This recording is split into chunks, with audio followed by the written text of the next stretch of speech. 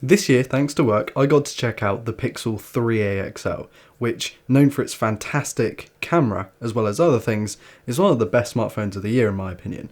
The fact that it's got the OLED display, it's got great battery life, it's got a physical fingerprint scanner, it's got a headphone port, it's cheap, and of course that camera, as I mentioned before, it's a fantastic smartphone.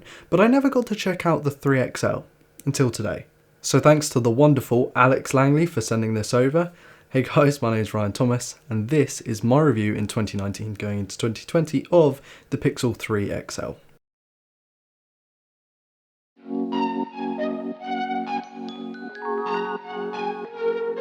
I want to first talk about the design and the display because those are two areas that are very controversial with this and its predecessor, the 2XL. And I'm happy to say that the display is much better on this one. Its AMOLED display is so much cleaner, and being Quad HD, it's very sharp. I think maybe a bit overly sharp, doesn't really need to be above 1080p, but it being QHD, it hangs with the best of the best in my opinion compared to the likes of Samsung and LG. It's only 60Hz compared to the 90 found in the Pixel 4, that is one downside of buying this older phone, but I feel like even though it's only a 60Hz panel, it's one of the better 60Hz panels. Now, yes, it is 6.3 inches, it's fairly big, although it doesn't feel that big because the bezels on the side and the top are fairly small. We know the notch, the bathtub notch, is pretty huge, and to be honest, I don't find it that bad. I don't mind it as much as I thought I would because you do get that extra speaker, and of course you get both the standard and wide angle front facing cameras.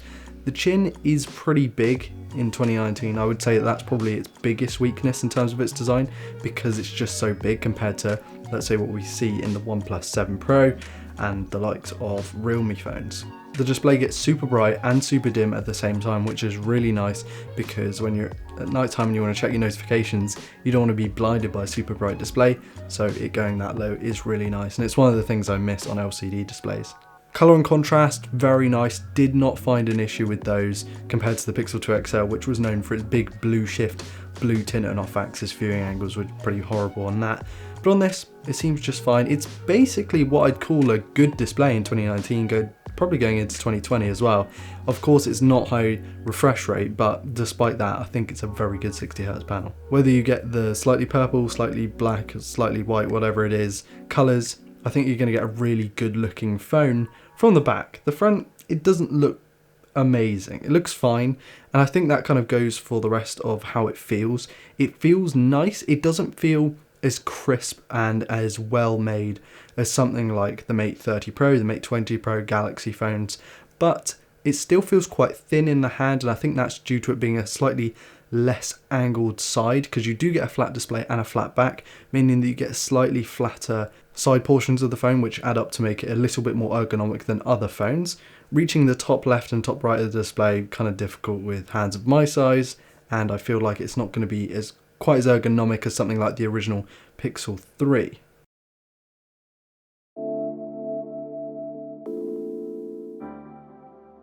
The slightly over 3400 mAh battery is okay, it's really not that good, and if you're buying a used phone you really need to worry, I think, about getting through a full day. I was just about getting through a full day from around 6:30 in the morning up until about 9 PM at night. It wasn't really as good as I was expecting, and I think that's maybe due to the fact that it's a larger phone. 3400 mAh is really small for a phone of that size, and it's not really what you'd consider to go into that. However, with the issues that we've seen on the Pixel 4's battery life, I feel like maybe that's just part of the course at this point. The charging is 18 watts, so it's not super fast. It's not going to be like OnePlus or Realme or anything like that where it can just top up really quickly if you run out of battery. It is going to take its time a little bit more, kind of like the Apple stuff. And I don't think that that's a really good move. I think if it's got poor battery life, it has to make up for it with fast charging, which this one doesn't. So battery life and charging, it's kind of going to be a lower rating on this one. Even though it has wireless charging, it's just not that fast. And performance is kind of a similar boat, but I think it's actually much better than what people are making it out to be. So Snapdragon 845, 4GB of RAM. 4GB of RAM is certainly not enough, and going into 2020 and 2021 you are going to need to upgrade your phone, there's no doubt about that. With Android being as big as it is, it does use an awful lot of RAM. However, the CPU and the GPU, they're just fine for gaming, especially considering it's a 60Hz panel, so you don't have to drive that many frames. So this is a decent gaming phone, and it has decent performance, and I mean, the software is really nice, and the animations are fluid and clean, being Pixel experience. However, if you're a big gamer or you're doing anything, I was going to say intensive on the phone, who the hell's using their phone for anything intensive, then you're going to have to kind of opt for perhaps a OnePlus phone, which is actually cheaper than this for better specs. Pixel experience is Android 10, it's really up to date, it's really new, it's got all the best features, and that's just what you'd expect from a Pixel. I feel like Oxygen OS is up there, if not slightly better than it for me, for my personal taste, and obviously that's subjective for everyone. But Pixel experience is known to be one of the cleanest, nicest looking versions of Android, and I can't disagree with that. I think it looks brilliant. I like the way that when you plug in to charge, it comes with a nice like bloom noise, and the animations on the quick settings toggles and stuff. I think it looks and feels very, very premium, and that is helped by the fact that the haptics in this phone are very crisp and not mushy like you find in cheaper phones. In fact, I'd call that one of the Pixel line's best traits, is the fact that it has really good haptics.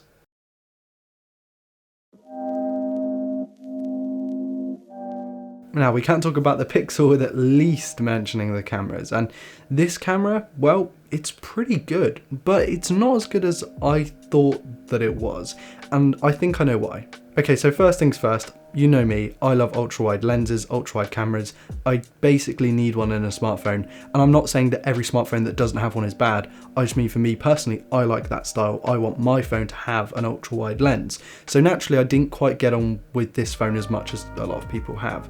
And the main issue that I found is that with its latest software update, the camera decides to switch its white balance to very, very warm, and it can take a scene, especially in Cornwall this time of year, everything's very blue, it's very dark, very dingy, very cold. So you expect the colours to be blue because what your eyes see is blue and dark and maybe slightly purple. But the Pixel decides to move it over to the warm tones, so it kind of looks a little bit less saturated and it looks like almost autumny, but it's not quite, it's not accurate. It's not an accurate representation. And when I compare it to the likes of the Mate 20 Pro, like any iPhone, it just looks off. And like, yes, you can edit it, but the best thing about the Pixel is you don't have to edit photos. It just comes straight out of the camera. That's what they're known for. And having that issue is something that I didn't expect, especially on a phone that's only last generation at this point. Otherwise, photos are crisp, the portrait mode is brilliant, like the camera is good, don't get me wrong, colours are nice, detail is brilliant, super res zoom is still on the Pixel 3 XL, not just limited to the Pixel 4, although it is better on there, so you do get some nice detail even when pinching in. It's a good camera, it's just kind of let down by that stupid white balance thing, which honestly for me ruins photos. The lack of UHD 60 is a pain because the excuse by Google is that people don't use it, and whilst I kind of agree, it would have been nice to see it here. It's still not here. It's a software thing because this phone does do UHD 60, or at least the SoC does. The 845 can do it, but this phone can't because Google, in their infinite wisdom, decided to leave it out. The selfie camera is pretty damn good. I really like having the ultra-wide lens. Like I said, I'm an ultra-wide shooter, even if we're using the selfie camera. That's what I liked about old Samsung phones, is they were pretty wide, and this one, it works well. You've got the option of standard and wide, and I'm sure it probably helps with some kind of portrait mode. It looks good. I can't say I dislike the cameras on the 3XL, it's just that software thing. Also, I really like the way the Pixel camera app looks. It's certainly not on Huawei's level or even really Samsung's level, but it's clean, everything looks where it should be, and it functions very well. Now, for £350 to £400, can I recommend this as a used phone going into 2020? It's really weird to say that. No, I can. Honestly, I can. It's a great phone for now, but if you're looking for a phone to take you into next year, I just feel like 4GB of RAM isn't enough, the battery isn't good enough, and the charging isn't fast enough. I mean, if the battery was better, then I could forgive the charging, or vice versa, but it's not. So for the same kind of money, you can get like a low spec X2 Pro, which still has better specs in this, or you could get a Pixel 3a XL, which is what I think you should get over this, purely because of that battery life. And of course, there are so many different options from OnePlus at this point that you could get the same spec OnePlus 6 with slightly more RAM for like £100 less if you're finding a good deal. And with that, I'm really thankful that Alex let me check this phone out, because I still think it's a cool phone. Don't get me wrong, it's not that I dislike it, I just can't recommend it when the rest of the options are that good. Anyway, that's been it from me. Thank you all so much for watching. Please do like, dislike, comment and subscribe if you're new around here to never miss a video like this one. And also check out all my social medias and those other links in the video description. As always, it really does help me out, as well as where you can buy other phones. I'll leave some alternatives down there below as well. I want to give a massive shout out to my patrons. You guys are awesome. Thank you so much for supporting me. I've been Ryan Thomas, and I'll see you later. Peace.